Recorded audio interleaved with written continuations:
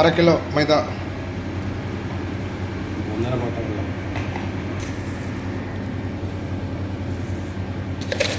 சர்க்கரை 1.5, தண்ணி 1.5, பால் பொடி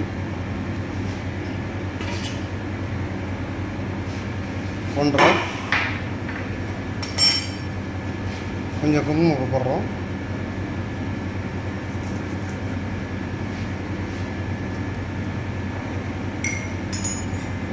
ஏலக்காய் பொடி டீஸ்பூனு 1, சோம்பு பொடி 1 டீஸ்பூனு,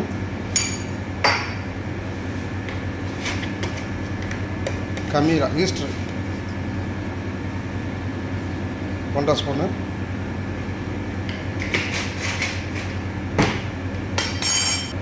முட்டை 2 உடச்சி அதில் ஊற்றி 1.5 கப்பு தண்ணி ஊற்றி, மைதா போட்ட கப்பில் 1.5 கப்பு தண்ணியை ஊற்றி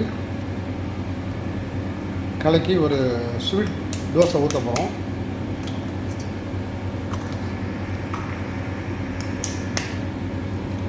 மூணு முட்டை,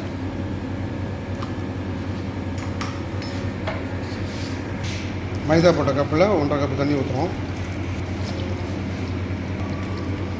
நல்லா கலக்கிட்டு ஒரு 1 மணி நேரம் ஊற வச்சிடுறோம். புளிச்சதுக்கப்புறம்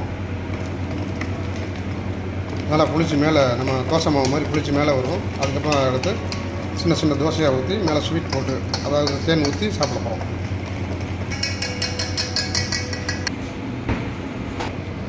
கலக்கினது எல்லாத்தையும்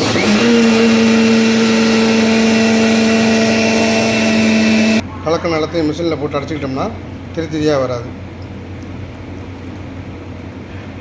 இப்போ அதில் திரியாக இருக்குது, இதில் திரி வராது.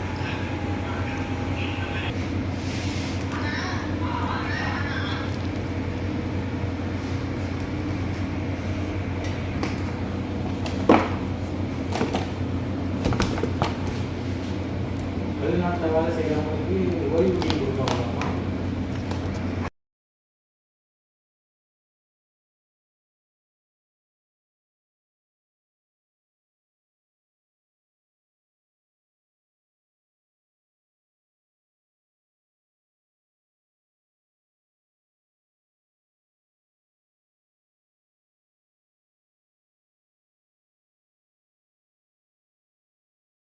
இதுக்கு பேர் சீபாஸ்.